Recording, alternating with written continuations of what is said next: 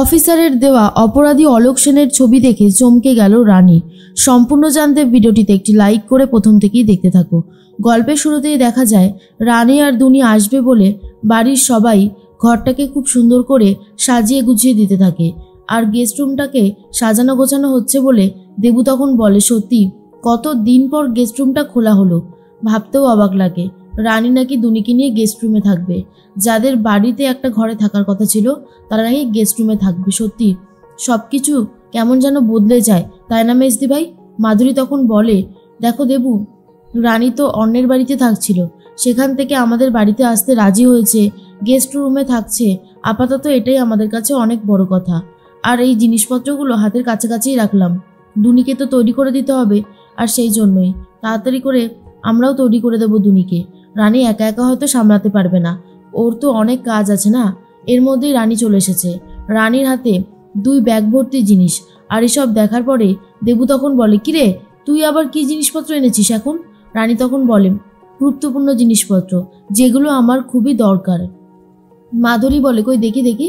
এরপর দেখে ব্যাগের মধ্যে রয়েছে কড়াই, খুন্তি, তারপরে বিভিন্ন মশলাপাতি, এই সমস্ত। আর যেটা দেখার পরে দেবু তখন বলে, এই তোর কি মাথা টাথা খারাপ হয়ে গেছে? তুই এগুলো কি করতে এনেছিস এখানে? রানী তখন বলে, তোমরা আমাকে থাকতে দিয়েছো মেজদি ভাই, এটাই আমার কাছে অনেক বড় কথা। কিন্তু আমি এখানে থাকতে পারবো না, মানে এভাবে থাকতে পারবো না। আমি নিজের রান্না নিজেই করে খাবো। আর এটা শোনার পরে তো দেবু পুরোই চমকে যায় আর বলে, না তুই আমাদের বাড়িতে নিজে রান্না করে খাবি? আমরা ডাইনিং টেবিলে বসে যোগ্যশস্য খাবো, আর তুই কি না নিজে হাত পুড়িয়ে রান্না করবি? সেটা কখনো হয় না রানী। রানী তখন বলে, দেবু, মেজদি ভাই, তোমরা যদি এই শর্তটা মেনে না নাও তাহলে আমারও পক্ষে এখানে থাকা সম্ভব নয়। আমি যেটা বলেছি সেটাই ফাইনাল। লুকিয়ে লুকিয়ে দুর্জয় রানীর সমস্ত কথা শুনতে থাকে আর বলে, জানতাম তো ভাঙবে, তবু মচকাবে না। ইদানিং তোমাকে দেখে পুরোই অবাক হয়ে যাই যে কি করে তুমি এরকম কাজটা করতে পারো। অবশ্য তুমি সবই পারো, রাগ আর জেদের বশে তুমি যে কি কি করতে পারো আর কি কি পারো না সেটা আমার থেকে ভালো আর কেই বা জানে। দেবু তখন বলে, রানী তুই একটু বাড়াবাড়ি করছিস, কি দরকার এসব করার? রানী তখন বলে, দেখ সম্পর্ক তো চুকে বুকেই গেছে।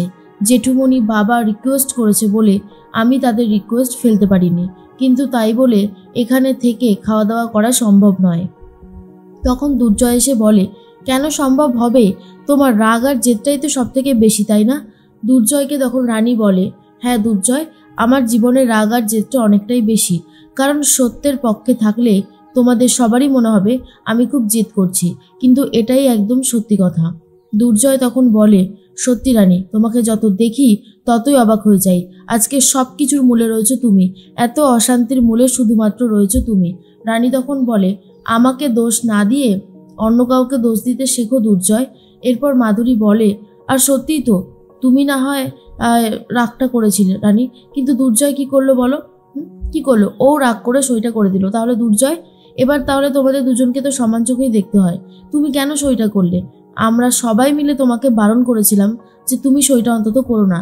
রানীর মাথাটা গরম ছিল, মাথা ঠিকই ঠান্ডা হয়ে যেত, কিন্তু তোমরা রাগের বশে সইটা করে দিলে। এতে দুনির ক্ষতি হচ্ছে। দুনি তার বাবাকেও ভালো মতন পাচ্ছে না, তার মাকেও ঠিক মতন পাচ্ছে না। তোমরা কি এই কথাটা বুঝতে পারছো না? তখন দুর্জয় বলে, আমার মেয়েকে আমি আমার কাছে ঠিক নিয়েই আসবো, দেখি কি আটকাতে পারে। বিনুপুনু তখন বলে, সত্যি ছোদ্দা ভাই, আমরা তোর থেকে অনেক ছোট, কিন্তু আমাদের মাথায় যা বুদ্ধি আছে তোর মাথাতেও সেই বুদ্ধি নেই। তুই বড় বৌদির কথায় এভাবে গলে পড়লি, সইটা করে দিলি। তুই তো রেগে গিয়েছিলি যে বড় বৌদি কেন আমাদের ছোট বৌদিকে ডিভোর্স নোটিশ পাঠিয়েছে, তারপরেও তুই সবটা মেনে নিলি কেন? তুই যদি আজকে প্রতিবাদ করতিস তাহলে কি বড় বৌদি এইরকম কাজ করতে পারতো? আর এরপর দুর্জয় কোনো কথা না বলে ঘর থেকে বেরিয়ে যায়। তার মধ্যেই চলে এসেছে অনিশা। অনিশার সাথে কথা বলতে থাকে পিঙ্কি বৌদি আর বলে, অনিশা, আজকের এই পার্টিটা তো একটু সেলিব্রেট করতেই হয়, বলো? অনিশা বলে, কি হয়েছে? তখনই চলে এসেছে দুর্জয়। দুর্জয়কে দেখার পরেই অনিশা বলে, এই জয়, তুই এখনো রেডি হসনি, বেরোবি না? আজকে আমি আর তুই একসাথেই যাব। জয় তখন কিছু না বলেই চলে যায়। যা দেখার পরেই অনিশার আরও বেশি সন্দেহ হয় আর বলে, বড় বৌদি কি হয়েছে বলো তো? জয়কে তো কখনো এইভাবে দেখি না, দেখে তো মনে হচ্ছে কিছু একটা হয়েছে। তখনই পিঙ্কি বৌদি বলে, কি আর বলবো, সবই তো জানো, আসলে আজকে জয় প্রচণ্ড রেগে গেছে রানীর ওপরে, কারণ বাড়ির সবাই জোর করে রানী আর দুনিকে এই বাড়িতে থাকতে দিয়েছে, আর সেই জন্যই তো জয় এতটা রেগে গেছে। তখনই অনিশা বলে, বাহ, ওরা দুজন এই বাড়িতে রয়েছে, এর থেকে ভালো আর কি বা হতে পারে বড় বৌদি, এটা খুব ভালো একটা খবর। তখনই পিঙ্কি বৌদি বলে, আরও একটা খবর আছে, দুর্জয় আর রানীর ডিভোর্সটা হয়ে গেছে, এবারে তোমাদের বিয়ের সমস্ত প্রস্তুতি শুরু হয়ে যাবে। অনিশা তখন বলে, কি বলছোটা কি, তোমার কি মাথাটা খারাপ হয়ে গেছে নাকি? না না, এটা হয় না। তখনই পিঙ্কি বলে, আরে কেন হয় না অনিশা, যা হবার ছিল তাই হয়েছে, এই সবের মধ্যে পড়ে তুমি নিজেকে দোষ দিচ্ছ কেন? রানী তখন চলে এসে বলে, পিঙ্কি বৌদি একদম ঠিক কথা বলেছে অনিশাদি, এটাই সেই সুযোগ যখন তুমি তোমার ভালোবাসার মানুষটাকে নিজের করে পাবে। রানী আর দুর্জয়ের সম্পর্ক অনেকদিন আগেই ভেঙে চুরমার হয়ে গেছে, তাদের সম্পর্কের কোনো কিছুই আর অবশিষ্ট নেই, তাই তুমি আর এসব নিয়ে ভেবো না। পিঙ্কি বৌদি তখন বলে, এই তো রানী একদম ঠিক কথা বলেছে। রানী তখন বলে, পিঙ্কি বৌদি, আমি তোমার সাথে আছি, আমি তোমাকে হেল্প করব, আমি তোমার পাশে আছি, তুমি যেভাবেই হোক দুর্জয় আর অনিশাদির বিয়েটা দিয়েই দাও।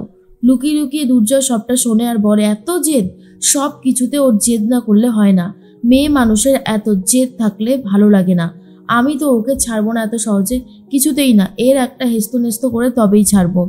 ও আমাকে এইভাবে চ্যালেঞ্জ করেছে তো ঠিক আছে, আমিও দেখি ও কী করে ভালো থাকতে পারে। এর মধ্যে রানী বলে, তাহলে অনিশাদি, দুর্জয়কে বিয়ে করে সুখে শান্তিতে সংসার করো, কিছুদিন বাদে হয়তো আমার জীবনটাও বদলে যাবে, বলা যায় না, আমারও হয়তো নতুন বয়ফ্রেন্ড হতে পারে। রানীর কথা শুনে পিঙ্কি বৌদি আর অনিশার অবস্থা খুবই খারাপ হয়ে যায়, বুঝতেই পারে না রানী ঠিক কী বলে গেল।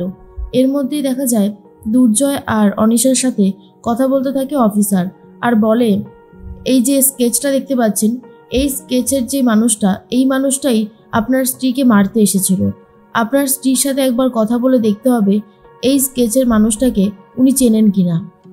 বলতে বলতে রানী চলে এসেছে, আর তখনই রানীকে দেখে অফিসার বলে, এই তো ম্যাডাম আপনি এসে গেছেন, দেখুন তো এই ছবিটা ভালো করে, এই মানুষটাকে আপনি চেনেন? তখন রানী বলে, না অফিসার, আমি এই মানুষটাকে সেভাবে চিনি না, কিন্তু এই মানুষটা কে? তখনই অফিসার বলে, এই মানুষটাই হলো সেই অলোক সেন, যে কিনা আপনাকে মারতে চাইছিল, ওই অন্ধকারের মধ্যে ওনাকে আপনি তো দেখতে পাননি সেভাবে, কিন্তু এটাই হচ্ছে অলোক সেন। আর রানী তো একেবারে নিশ্চিত হয়ে যায় যে এই অলোক সেনই তাহলে সেই অলোক সেন যে পিকলুদাকে কাজে লাগিয়েছিল, যার গাড়ির নাম্বার ছিল, আর সেই নাম্বার অনুযায়ী অলোক সেনের গাড়ি ছিল সেটা, আর এখনও অলোক সেন। কে এই অলোক সেন, কেন আমার পিছনে লাগতে চাইছে? তখনই অফিসার বলে, কি হলো ম্যাডাম, আপনি চুপ করে গেলেন যে? রানী তখন বলে, না ভাবছি আসলে অলোক সেন আমাকে মারতে চাইছে কেন। অফিসার বলে, আপনি জানেন যে পিনটা নিয়ে ও আসছিল মারতে, সেই পিনের মধ্যে এমন একটা বিষ লাগানো ছিল যে বিষটা আপনার শরীরে 15 মিনিটের মধ্যে ঢুকে আপনাকে শেষ করে দেবে, কিন্তু কেউ কিছু বুঝতেই পারবে না। এসব শোনার পর তো রানী পুরোই চমকে যায়, আর সাথে দুর্জয়ও অবাক হয়ে যাচ্ছে। দুর্জয় তখন রানীকে বলে, কে এই অলোক সেন রানী, যে তোমাকে এইভাবে মারতে চাইছে? রানী তখন বলে, সেটা তো আমারও ব্যাপার জানার, কারণ এই অলোক সেনই পিকলুদাকে কাজে লাগিয়েছিল। এখন সবার মুখোশ খোলার সময় হয়ে গেছে দুর্জয়, এবারে দেখোই না শেষ পর্যন্ত কি হয়।